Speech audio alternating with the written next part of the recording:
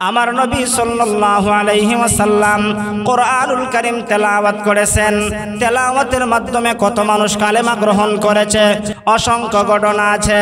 আর ওইদিকে কথাটা লম্বা করতে চাই না। এই জন্য আমার আল্লাহ তাআলা বলেন, উতলু মা উহিয়া ইলাইকা মিনাল কিতাবি ওয়া আকিমিস সালাম। ওগো নবীজি, আপনার কাছে যেই কিতাব আমি ওহীর মাধ্যমে নাজিল করেছি, সেই কিতাব আপনি তেলাওয়াত করুন। ডাইরেক্টলি আপনি তেলাওয়াত করুন, ইনডাইরেক্টলি আপনি আপনার উম্মতদেরকে তেলাওয়াত শিক্ষা দিন। আমার নবী কালামে পাক তেলাওয়াত করেছেন, তেলাওয়াত শিক্ষা দিয়েছেন। তেলাওয়াত করনে ওয়ালার সম্মান, তেলাওয়াত শিক্ষা দেনে ওয়ালার সম্মান। ও মুসলমান ইমানদার, 2 নম্বরে আল্লাহ বলেন ওয়া আকিমিস সালাহ, নামাজ কায়েম করো, নামাজ প্রতিষ্ঠা করো। ও মুসলমান, সর্বপ্রথম আমার নবীকে জিবরিল আমিনের মাধ্যমে আল্লাহ নামাজ শিক্ষা দিলেন।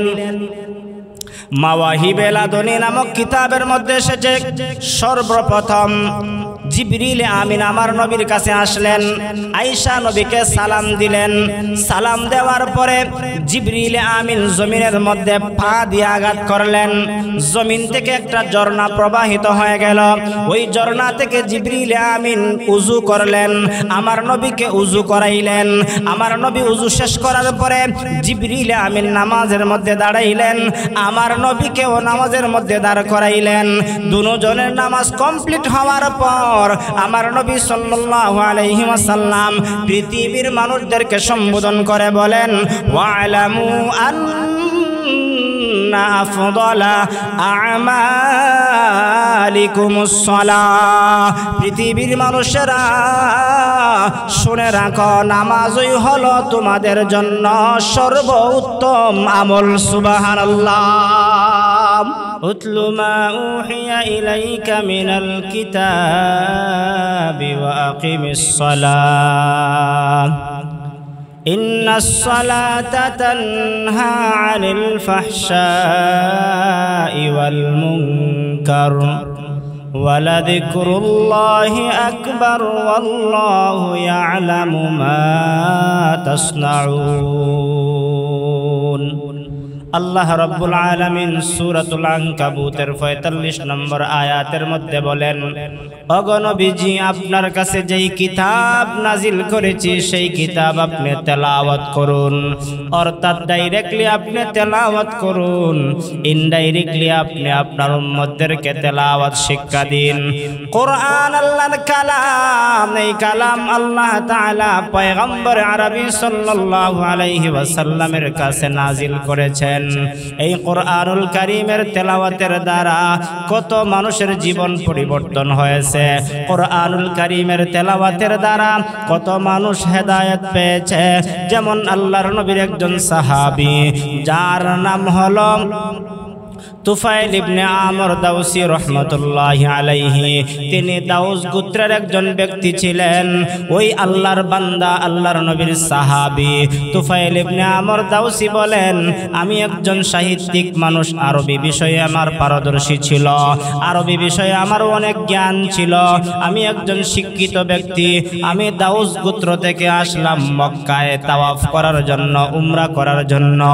আসার পরে মক্কার বড় বড় লিডাররা আমাকে দেখে আমাকে স্বাগতম জানাইলো, আমাকে মহব্বত করলো, আদর আপ্যায়ন করলো, মেহমানদারি করলো।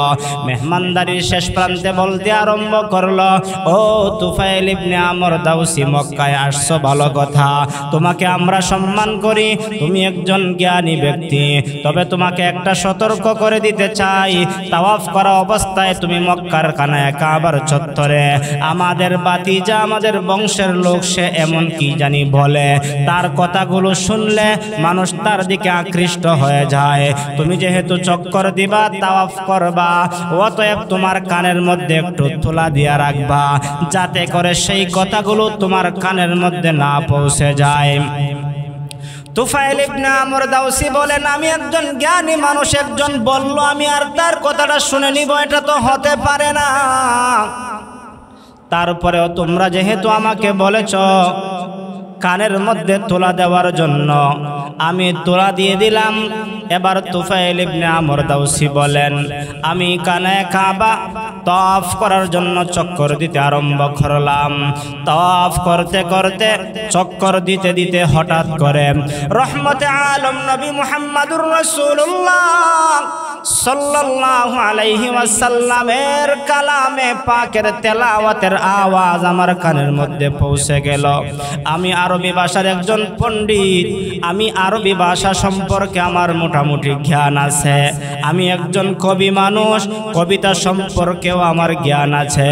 মুহাম্মদে যা বলে আমি তার কথাগুলো অজান্তেই শুনতে আরম্ভ করলাম। আর মনে মনে চিন্তা করতে লাগলাম, এলাকার বড় বড় লিডাররা বলল মোহাম্মদ কি জানি বলে। মোহাম্মদের কথাটা আমার কান পর্যন্ত পৌঁছে গেল, কিন্তু মোহাম্মদ যা বলতেছে সেটা তো কবির কোনো কথা নয়। মোহাম্মদ যা বলতেছে দুনিয়ার মানুষের কোনো কথা নয়। এবার তাওয়াফ শেষ করে ওই তুফাইল ইবনে আমর দাউসি চলে গেল নবী মুহাম্মদুর রাসূলুল্লাহ সাল্লাল্লাহু আলাইহি ওয়াসাল্লামের কাছে গিয়া জিজ্ঞাসা করলো, ও মুহাম্মদ তুমি কি বলো আমাকে আবার শোনাও। এবার রাহমাতুল লিল আলামিন নবী মুহাম্মদুর রাসূলুল্লাহ সাল্লাল্লাহু আলাইহি ওয়াসাল্লাম আল্লাহ তাআলার কালাম মহাগ্রন্থ আল কোরআনুল কারীম তেলাওয়াত করে শোনাইলেন। তেলাওয়াত শ্রবণ করার সঙ্গে সঙ্গে তুফাইল ইবনে আমর দাউসি কালেমা পড়ে মুসলমান হয়ে গেছেন। সুবহানাল্লাহ। ইতিহাসের কিতাবের মধ্যে লেখা হয় তুফাইল ইবনে আমর দাউসির মাধ্যমে আল্লাহ তাআলা কোরআনের দাওয়াত দাউস গোত্র ইয়ামানের মধ্যে সেই কালেমার দাওয়াত তুফাইল ইবনে আমর দাউসির মাধ্যমে সেই ইয়ামান দেশের মধ্যে কোরআনের দাওয়াত পৌঁছে গিয়েছে। সুবহানাল্লাহ। এই জন্য আমার আল্লাহ তাআলা বলেন, উতলু মা উহিয়া ইলাইকা মিনাল কিতাব, ওগো নবীজি আপনার কাছে যেই কোরআন নাজিল করেছি সেই কোরআনুল কারীম আপনি তেলাওয়াত করুন। তেলাওয়াতের মাধ্যমে মানুষ হেদায়েত পাইবে, তেলাওয়াতের মাধ্যমে মানুষের জীবন পরিবর্তন হবে। 2 নম্বরে হলো আপনি আপনার উম্মতদেরকে তেলাওয়াত শিক্ষা দিন।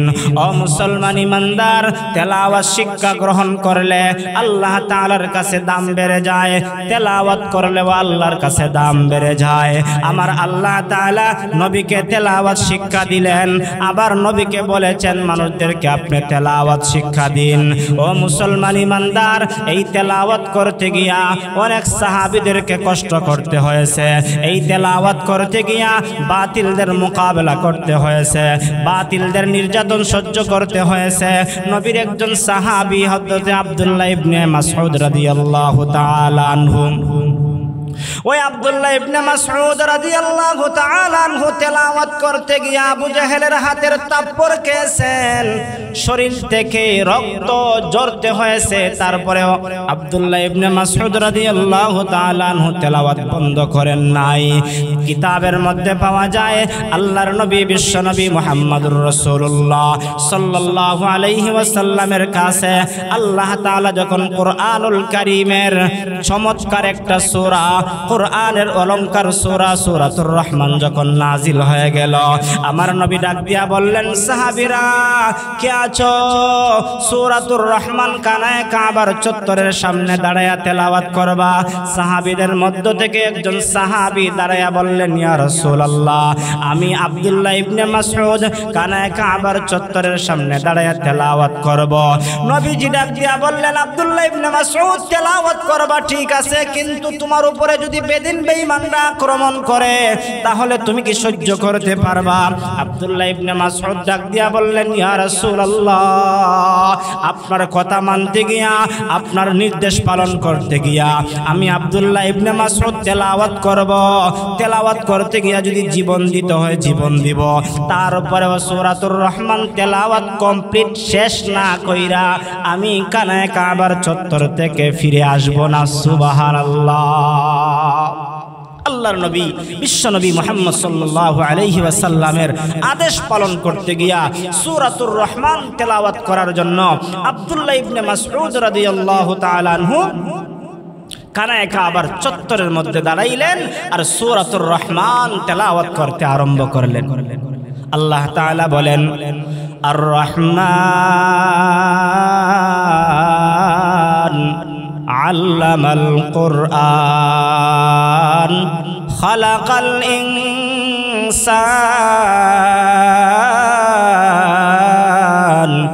আল্লামাহুল বায়ান। এরকম ভাবে হযরতে আব্দুল্লাহ ইবনে মাসউদ তেলাওয়াত করেন। এই তেলাওয়াতের আওয়াজ মক্কার অলিতে গলিতে আশপাশে যত মানুষ ছিল প্রত্যেকটা মানুষের কানের মধ্যে পৌঁছে গেল। উল্লেখযোগ্য আবু জেহেলের কানের মধ্যে পৌঁছে গেল। আবু জেহেল তার ঘর থেকে সূরাতুর রহমানের তেলাওয়াত শুনতে পাইল। শ্রবণ করার পরে ঘর থেকে বের হয়ে আয়েশা দেখে আব্দুল্লাহ ইবনে মাসউদ তেলাওয়াত করে। আবু জেহেল রাগান্বিত হইয়া আব্দুল্লাহ ইবনে মাসউদকে বাধা দিলেন, তেলাওয়াত বন্ধ করো, তেলাওয়াত বন্ধ করো। আব্দুল্লাহ ইবনে মাসউদ বললেন, না না, আমি তেলাওয়াত বন্ধ করব না। আজও দেখবেন এমন অবস্থা বাংলার জমিনে হয়। নাস্তিকরা, বেদিন বেঈমানরা, মুনাফিকরা কোরআনুল কারীমের তেলাওয়াত সহ্য করতে পারে না, তেলাওয়াতের বিরোধিতা করে, তেলাওয়াত বন্ধ করার জন্য ষড়যন্ত্র করে, তেলাওয়াতের মাহফিল বন্ধ করার জন্য বিভিন্নভাবে চক্রান্ত করে। এই চক্রান্ত আমরা আমাদের জামানায় দেখেছি, কিন্তু নবীর জামানায় এরকম ভাবে বিরোধিতা করেছে আবু জেহেল। আজও আবু জেহেলের পেতাত্তা, আবু জেহেলের এরকম ভাবে চেলা চামুন্ডরা বাংলার জমিনে আছে, কিন্তু তেলাওয়াত বন্ধ করে রাখতে পারবে না, ঠিক কিনা? আব্দুল্লাহ ইবনে মাসউদকে ডাক দিয়া বলল, আব্দুল্লাহ ইবনে মাসউদ তেলাওয়াত বন্ধ করো। আব্দুল্লাহ ইবনে মাসউদ বলেন, তেলাওয়াত বন্ধ করব না। এবার রাগে গুসায় আবু জেহেল হাতটাকে টান টান করে আব্দুল্লাহ ইবনে মাসউদের গালের মধ্যে থাপ্পড় মেরে দিল। থাপ্পড় মেরে দেওয়ার পরে এই আব্দুল্লাহ ইবনে মাসউদের গালটা ফেটে গেল, রক্তে রঞ্জিত হয়ে গেল, জমিনের মধ্যে রক্ত টপবক করে পড়তে আরম্ভ করলো। কিন্তু আব্দুল্লাহ ইবনে মাসউদ তেলাওয়াত বন্ধ করেন না, তেলাওয়াত করতেছেন, কিন্তু আবু জেহেলের মাথা যত সময় যায় তত গরম হইতেছে। আরো রাগ গুসা বেড়ে যাওয়ার পরে বাম দিকে আরেকটা থাপ্পড় মেরে দিল আর বলল, এখনো সময় আছে, তেলাওয়াত বন্ধ করো, না হয় তোমাকে এই মুহূর্তে মেরে ফেলবো। আব্দুল্লাহ ইবনে মাসউদ বলেন, শরীর থেকে রক্ত যাইতে পারে, ওই শরীর থেকে জান বের হয়ে যেতে পারে, তারপরেও আল্লাহর কালাম সূরাতুর রহমানের তেলাওয়াত বন্ধ করব না। জোরে জোরে আওয়াজ দিয়া বলুন আল্লাহু আকবার। ও মুসলমান, কুরআনুল কারীমের তেলাওয়াতের বদৌলতে ঈমানদারের ঈমানের পাওয়ার বেড়ে যায়। যেমন আল্লাহ তাআলা কালামে হাকিমের মধ্যে বলেন, ওয়া ইযা তুলিয়াত আলাইহিম আয়াতুহু যাদাতুহুম ঈমানা। আল্লাহর পয়গম্বরের সাহাবী আব্দুল্লাহ ইবনে মাসউদ তেলাওয়াত করেন, তেলাওয়াতের মাধ্যমে ঈমানের পাওয়ার বেড়ে গেল। তারপর কাইলেন, তেলাওয়াত বন্ধ করলেন না, রক্তে রঞ্জিত হয়ে গেলেন, তেলাওয়াত বন্ধ করলেন না। ও মুসলমান ইমানদার, তেলাওয়াত শেষ হয়ে যাওয়ার পরে রক্তাক্ত অবস্থায় নবীর দরবারে চলে গেলেন। নবী তার এই অবস্থা দেখা নবীর চোখে পানি আর ধরে রাখতে পারলেন না। নবীর চোখ দিয়া অজস্র পানি বের হইতে আরম্ভ করলো। নবীর অন্তরের ভিতরে কষ্ট লাগলো। আর নবীজি মনে মনে বলতে লাগলেন, আজকে আমার সাহাবী আমার কথাটা মানতে গিয়া তার শরীর থেকে রক্তে রঞ্জিত হয়ে গেল, শরীর থেকে রক্তটা এরকম ভাবে জড়াইতে হলো। এই কথাটা মনে মনে ধারণা করতে না করতে আল্লাহর পক্ষ থেকে জিবরিল আমিন নবীর কাছে আইসা মুস্কি হাসি দিলেন। আমার নবীজি বললেন, ও জিবরাইল, এই মুহূর্তে আমি দুঃখিত, আমি ব্যথায় ব্যথিত। এই সময় তুমি আমার সামনে আইসা মুস্কি হাসি দিতেছ, তুমি তো আমাকে সান্ত্বনা দেওয়ার কথা, আব্দুল্লাহ ইবনে মাসউদকে সান্ত্বনা দেওয়ার কথা, সান্ত্বনা না দিয়ে তুমি মুস্কি হাসো, তার কারণটা কি বুঝতে পারলাম না। আব্দুল্লাহ ইবনে মাসউদকেও তুমি সান্ত্বনা দিলা না। জিবরিল আমিন বললেন, ইয়া রাসূলুল্লাহ, আমি যে মুস্কি হাসি দিয়েছি, মুস্কি হাসি দেওয়ার পিছনে কারণ আছে। আমি আরেকটা মুস্কি হাসি দিব মদিনায়, এই মুহূর্তে হাসি দিলাম একটা মক্কায়, আরেকটা হাসি দিব মদিনায়। মদিনায় হাসি দেওয়ার পরে মুস্কি হাসির ব্যাখ্যা আমি জিবরিল আমিন আপনাকে জানায় দিব। আর জানায় দেওয়ার পরে তখন আপনার মনটাও আনন্দিত হয়ে যাবে, খুশি হয়ে যাবে। সুবহানাল্লাহ। আল্লাহর নবী বিশ্বনবী মুহাম্মদ সাল্লাল্লাহু আলাইহি ওয়াসাল্লাম এবার জিবরিল আমিনকে বিদায় দিয়ে দিলেন। জিবরিল আমিন চলে গেলেন। সংক্ষিপ্ত কথা, আল্লাহর নবী বিশ্বনবী মুহাম্মদ সাল্লাল্লাহু আলাইহি ওয়াসাল্লাম আমরা জানি নবুয়ত পাওয়ার পরে আমার নবী মক্কায় কত কষ্ট করেছেন, কত কষ্ট সহ্য করেছেন। তারপরে নবীজি বাতিলের সামনে মাথা নত করেন নাই। মক্কার জিন্দেগি শেষ করার পরে আল্লাহর হুকুমে তিনি যখন মদিনায় চলে গেলেন, সংক্ষিপ্ত কথা, মদিনায় যাওয়ার পরে আমার নবী সাল্লাল্লাহু আলাইহি ওয়াসাল্লামকে বেদিন বেঈমানরা মদিনাতেও শান্তিতে থাকতে দেয় না। বিভিন্নভাবে কষ্ট দেওয়ার জন্য চক্রান্ত করে, ষড়যন্ত্র করে। আল্লাহ তাআলা তারা যতই ষড়যন্ত্র করে প্রত্যেকটা ষড়যন্ত্রের মোকাবেলা আল্লাহ কুদরতিভাবে করেন। আমার আল্লাহর এমন ক্ষমতা, আমার আল্লাহর এত শক্তি, আল্লাহ তাআলা কারো মোকাবেলা করতে গেলে অস্ত্রের প্রয়োজন হয় না। আল্লাহ অস্ত্র দিয়া মোকাবেলা করলে ব্যক্তির প্রয়োজন হয় না। তিনি হলেন একমাত্র আমার রব হলেন আল্লাহ। মদিনায় যাওয়ার পরে নবীজিকে তারা শান্তিতে থাকতে দিল না। প্রথম যেই যুদ্ধটা হয়েছিল সেটা ছিল বদরের যুদ্ধ। আমরা জানি বদরের যুদ্ধে আবু জেহেল পেতাত্তা, এই বেদিন বেঈমান আল্লাহর নবীর দুশমন, কোরআনের দুশমন আবু জেহেল দুনিয়া থেকে বিদায় হয়। সংক্ষিপ্ত কথা, আবু জেহেল যে বিদায় হয়েছিল, বিদায়ের দৃশ্যটা আমার আল্লাহ তাআলা জিবরিল আমিনের চোখের সামনে বাসায় দিলেন। আমরা জানি মাজ আর মুআউযিজ তারা দুই ভাই আবু জেহেলকে আহত করেছিল। পরে সে জমিনে পড়ার পরে আব্দুল্লাহ ইবনে মাসউদের হাত দিয়া তার মাথাটাকে দ্বিখণ্ডিত করা হয়েছিল। আল্লাহর নবী বললেন, কে আছো, তার মাথাটা আমার সামনে নিয়ে আসবা। আব্দুল্লাহ ইবনে মাসউদ মদিনায় আল্লাহর নবীর দরবারে মাথাটা নিয়ে নিল। মাথাটা নেওয়ার পরে জিবরিল আমিন নবীজির কাছে আসলেন। আয়েশা জিবরিল আমিন একটা মুস্কি হাসি দিলেন, আর মুস্কি হাসি দিয়া বললেন, ইয়া রাসূলুল্লাহ, ইয়া হাবিবাল্লাহ, মক্কায় হাসি দিয়েছিলাম, মদিনায় আরেকটা হাসি দিলাম। আমি যখন মক্কায় হাসি দিয়েছিলাম তখন আমার আল্লাহ মদিনার এই বদরের প্রান্তের দৃশ্যগুলো আমার চোখের সামনে আল্লাহ দেখায় দিয়েছিলেন। আমি এই দৃশ্য দেখার পরে আমি মুস্কি হাসি দিয়েছিলাম আর অপেক্ষায় ছিলাম কখন জানি আপনি মক্কা থেকে মদিনায় যাবেন। মদিনায় যাওয়ার পরে তাদের সঙ্গে মোকাবেলা হবে, আর মোকাবেলার পরে ওই বাতিল, ওই বেদিন বেঈমান আবু জেহেলকে এরকমভাবে এই নিস্তেনাবুদ করা হবে। আর নিস্তেনাবুদের দৃশ্য আমি দেইকা মুস্কি হেসে দিয়েছিলাম। ইয়া রাসূলুল্লাহ, দেখেন নির্যাতন যারা করে মজলুমদের সামনে, জালেমদেরকে আল্লাহ তাআলা নিস্তেনাবুদ করে এই দৃশ্য আমার চোখের সামনে দেখায় দিয়েছেন। এই ছিল আমার ওই সময়ের মুস্কি হাসি দেওয়া। সুবহানাল্লাহ। যেই কথাটা বলতেছিলাম, সংক্ষিপ্ত কথা, কোরআনুল কারীমের তেলাওয়াতের দ্বারা কত মানুষের জীবন পরিবর্তন হয়েছে। আমার নবী সাল্লাল্লাহু আলাইহি ওয়াসাল্লাম কোরআনুল কারীম তেলাওয়াত করেছেন।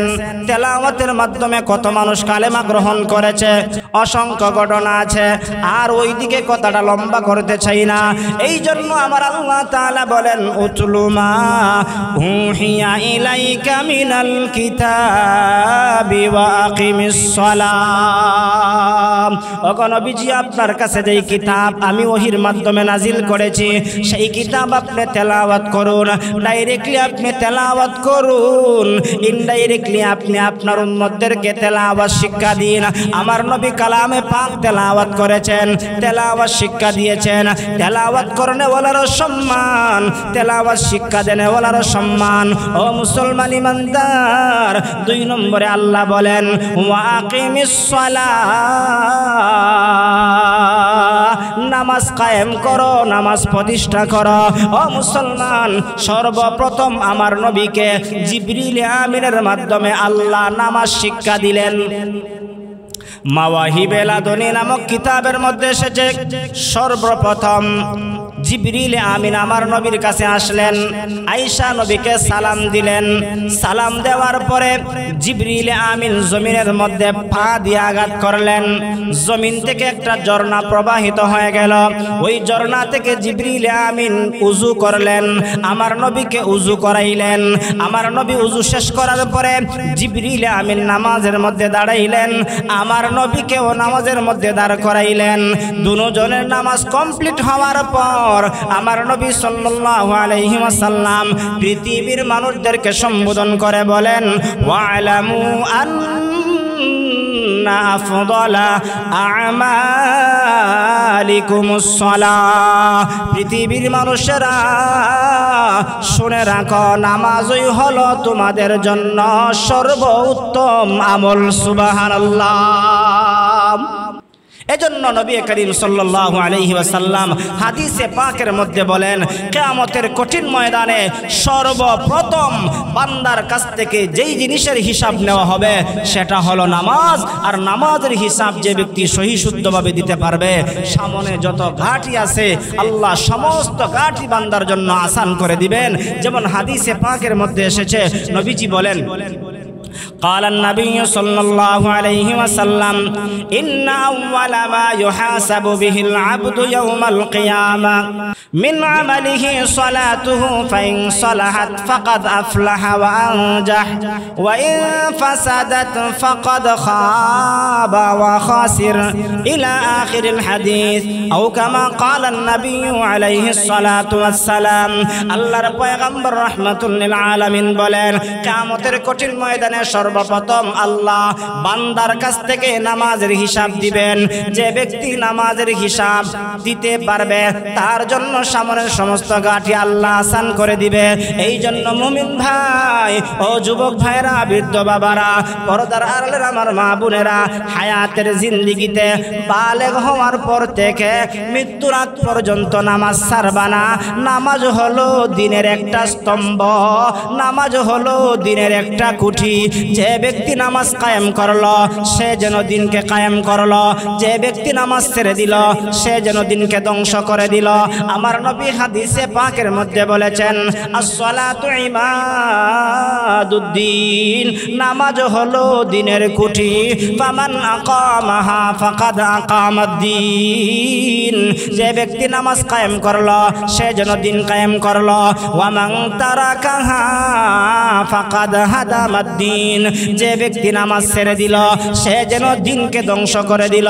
ও মুসলমান, তুমি একজন মুসলমান, নামাজ ছেড়ে দেওয়ার দ্বারা তুমি দিনকে ধ্বংস করে দিলা। আর দিন ধর্ম আল্লাহর কাছে সবচাইতে মনোনীত, দিন ধর্ম আল্লাহ তাআলার কাছে পছন্দনীয়। পছন্দনীয় ধর্ম ছেড়ে দিলে, পছন্দনীয় বস্তু ছেড়ে দিলে, আল্লাহর পছন্দনীয় কাজটা ছেড়ে দিলে আপনি দুনিয়াতে শান্তিতে থাকতে পারবেন না। আপনার মনের দিক দিয়ে অশান্তি থাকবে। টাকা থাকতে পারে, মনের ভিতরে শান্তি আসবে না। বাড়ি থাকতে পারে, আপনার মনের ভিতরে শান্তি আসবে না। গাড়ি থাকতে পারে, আপনার মনের ভিতরে শান্তি আসবে না। দুনিয়ার ধন সম্পদ আপনার থাকতে পারে, আপনার অন্তরের ভিতরে শান্তি থাকবে না। একমাত্র আপনার মনের দিক দিয়ে শান্তি আসতে পারে আল্লাহর বিধান নামাজ কায়েমের মাধ্যমে, ঠিক কিনা? এজন্য আল্লাহ তাআলা যেই বিধানটাকে প্রাধান্য দিয়েছেন, এই বিধান নামক নামাজটা আমাদেরকে কায়েম করার জন্য আল্লাহ তাআলা নির্দেশ দিয়েছেন। আল্লাহ তাআলা যেই কাজটা নির্দেশ দিয়েছেন সেই কাজটা বালেগ হওয়ার পর থেকে আমাদের উপরে ফরজ করে দিয়েছেন। ফরজ বিধান পালন করলে আমরা দুনিয়াতেও বাঁচব, দুনিয়াতেও শান্তি পাইব, আখিরাতেও চির মুক্তি দিয়া আল্লাহ তাআলা আমাদেরকে জান্নাতের মেহমান বানায় দিবেন। সুবহানাল্লাহ। যেমন হাদিসে পাকের মধ্যে এসেছে, আল্লাহর নবী বিশ্ব নবী মুহাম্মদ সাল্লাল্লাহু আলাইহি ওয়াসাল্লাম বলেন, যে ব্যক্তি 5 ওয়াক্ত নামাজ সময় মতো আদায় করবে, সঠিকভাবে আদায় করবে, আল্লাহ তাআলা তাকে 5টা পুরস্কার দান করবেন। 1 নম্বরে, ও নামাজি বান্দা, তুমি যদি নামাজটা সঠিকভাবে সময় মতো আদায় করতে পারো, 1 নম্বরের পুরস্কার আল্লাহ তোমাকে আমাকে দুনিয়াতে দান করবেন। কি দান করবেন? নবীজি বলেন, দুনিয়াতে আল্লাহ চলার পথ প্রশস্ত করে দিবেন, চলার পথটা আল্লাহ তাআলা প্রশস্ত করে দিবেন, ব্যবসা বাণিজ্যে বরকত দান করবেন, আল্লাহ মনের দিক দিয়ে শান্তি দান করবেন। ও মুসলমান, দুনিয়ার মধ্যে একটা মানুষ শান্তি চায়, কিন্তু ওই শান্তিটা একমাত্র নামাজের মাধ্যমে পাওয়া যায়। সুবহানাল্লাহ। দুনিয়াতে মানুষ প্রশস্ত রাস্তা চায়, দুনিয়ার মধ্যে একটা মানুষ প্রশস্ত রাস্তা মানে হলো যেই রাস্তায় চলে ওই রাস্তার মধ্যে তার শান্তি পাওয়া যায়। কিন্তু আল্লাহর বিধান থেকে, আল্লাহর জিকির থেকে যদি তোমার মনটা সরায় নেও, তাহলে কিন্তু তোমার চলার পথ সংকীর্ণ করে দিবেন একমাত্র কে? আল্লাহ তাআলা সংকীর্ণ করে দিবেন। আল্লাহর জিকির থেকে যদি, আল্লাহর স্মরণ থেকে যদি, আল্লাহর বিধান নামাজ থেকে যদি আমার মনটাকে সরায়া নেই, তাহলে আল্লাহ দুনিয়ার চলার পথ আমার আপনার জন্য সংকীর্ণ করে দিবেন। আখিরাতে অন্ধ অবস্থায় আল্লাহ আমাকে হাসরের ময়দানে উঠাইবেন, আর আল্লাহ তাআলা যাকে হাসরের ময়দানে অন্ধ অবস্থায় উঠাইবেন, আল্লাহ তার জন্য কোনো সাহায্যকারী রাখবেন না, তার জন্য কোনো সুপারিশের ব্যবস্থা রাখবেন না। আল্লাহ তখন সময়ে কুদরতিভাবে আল্লাহর কুদরতি নজরটা সরায় নেবেন। আল্লাহ যার দিক থেকে আল্লাহর কুদরতি নজর সরায় নেবেন, হাসরের ময়দানে তার বাঁচার আর কোনো উপায় থাকবে না। এজন্য আল্লাহ রাব্বুল আলামিন বলেন, ওয়ামান আ'রাদা আন যিকরি ফাইন্না লাহু মাঈশাতান দানকা ওয়া নাহশুরুহু ইয়াওমাল কিয়ামাতি আ'মা ক্বালা রাব্বি লিমা হাশারতানি আ'মা ওয়া ক্বাদ কুনতু বাসীরা। আল্লাহ রাব্বুল আলামিন বলেন, যে ব্যক্তি আমার জিকির থেকে, আমার স্মরণ থেকে মুখটা ফিরে নেবে, ওয়ামান আ'রাদা আন যিকরি ফাইন্না লাহু মাঈশা, আমি আল্লাহ তাআলা তার দুনিয়ার চলার পথ সংকীর্ণ করে দিব, বিপদগ্রস্ত করে দিব। ও মুসলমান, আল্লাহ তাআলা বলেন, ওয়া নাহশুরুহু ইয়াওমাল কিয়ামাতি আ'মা, আখিরাতে তাকে আমি আল্লাহ অন্ধ অবস্থায় উঠাইব।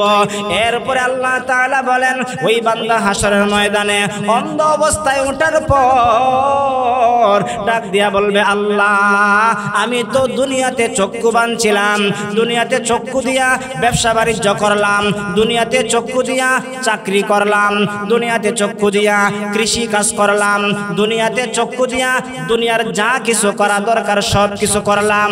ওগো মালিক, আজকে কেন হাসরের ময়দানে আমাকে অন্ধ অবস্থায় উঠাইলা? আল্লাহ তাআলা বলেন, ক্বালা রাব্বি লিমা হাশারতানি আ'মা ওয়া ক্বাদ কুনতু বাসীরা। আল্লাহ তাআলা বলবেন, তাকে হাসরের ময়দানে অন্ধ অবস্থায় তোলানো হবে। তখন সময় বলবে, আল্লাহ আমি তো দুনিয়াতে চক্ষুবান ছিলাম। আল্লাহ তাআলা বলবেন, ক্বালা কাযালিকা আতাতকা আয়াতুনা ফানাসিতাহা ওয়া কাযালিকাল ইয়াউমা তুনসা। ওরে বান্দা, দুনিয়াতে আমার আয়াত থেকে, আমার জিকির থেকে, আমার স্মরণ থেকে চক্ষুটা সরায় নেওয়ার কারণে আজকে আমি আল্লাহ তোকে অন্ধ অবস্থায় উঠাইলাম। আমি আল্লাহ তাআলা তোর দিকে আমি কুদরতি নজর দিব না। নাউজুবিল্লাহ। আল্লাহ তাআলা অন্ধ অবস্থায় উঠাইবেন, আল্লাহর কুদরতি নজর সরাইয়া দিবেন। এজন্য হায়াতের জিন্দেগিতে আল্লাহর দেওয়া বিধান আমরা কখনো ছাড়ব না। আল্লাহর দেওয়া বিধানটা বালেগ হওয়ার পর থেকে আমরা পুঙ্খানুপুঙ্খানুভাবে পালন করার চেষ্টা করব।